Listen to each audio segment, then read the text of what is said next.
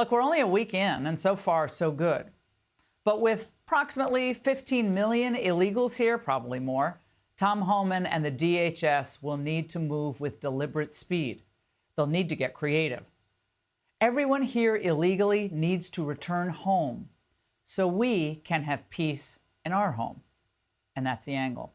Joining us now is Vashon Tuncle, Chicago resident and activist, and Joe Borelli, minority leader of the New York City Council. Vashon, Tom Homan's deportations in Chicago, you heard your governor and you've heard your mayor. They're really upset by this. They say, oh, we're not going to interfere, but.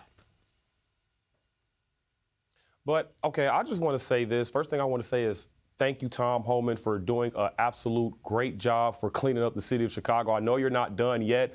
And I have another thing to say to Brandon Johnson and J.B. Pritzker. How do you guys sleep at night knowing that there are rapists out here that committed these heinous crimes against the children and the women? How do you guys sleep at night knowing that we're $500 million in debt when it comes to these illegals?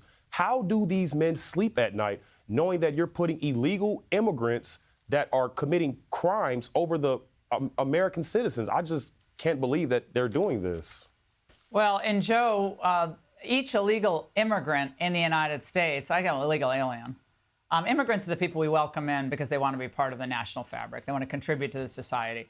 But Joe, they cost on average $8,000 a year in subsidies, health care, schooling, all the other vouchers they receive from various entities. So the idea that this doesn't cost us anything, this costs us hundreds of billions of dollars.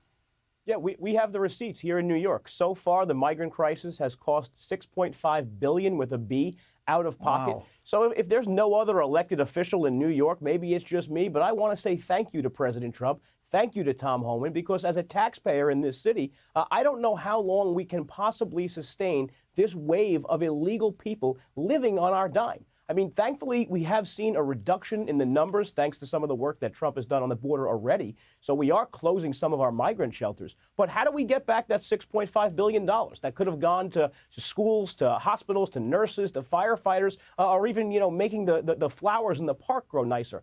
All these things were taken from us because the Democratic Party fundamentally failed us at the border and here in our large cities.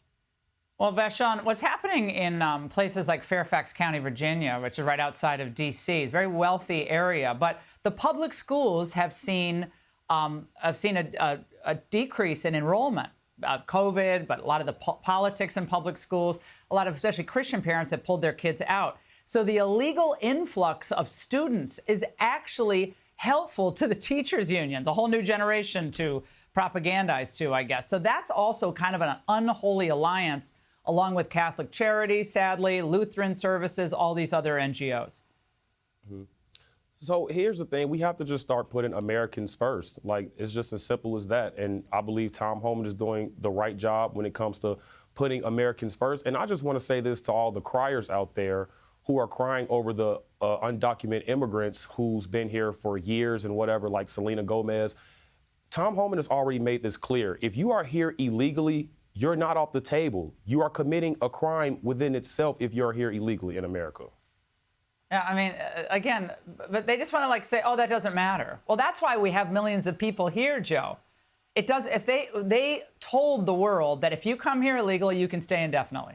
They broadcast that to the world, and you in New York are suffering, and you in Chicago and Oakland and St. Louis and little towns across America, you're all suffering as a result. Joe. Right. I mean, Tom Homan's fundamentally right. He talked about consequences as being the negative and being the reason people don't come. But the consequences when they're giving you free stuff and free health care and free schools and fundamentally the life that many of them do hope for, of course, more people are going to come. It doesn't take a genius to realize it. In fact, even Eric Adams tried to fly down to South America at one point during this crisis to try to convince people that this wasn't in their best interest. But until we stopped giving them, basically everything they possibly need for free, they weren't going to stop coming. That changed when Donald Trump took office on day one, and I suspect it's going to get better from here on in. Yeah, there's a lot of people that have to be removed, and it's got to be a pace that it's going to be hard to maintain, but we just have to do it. Vashon, Joe, thank you so much. Hey, Sean Hannity here. Hey, click here to subscribe to Fox News YouTube page and catch our hottest interviews and most compelling analysis. You will not get it anywhere else.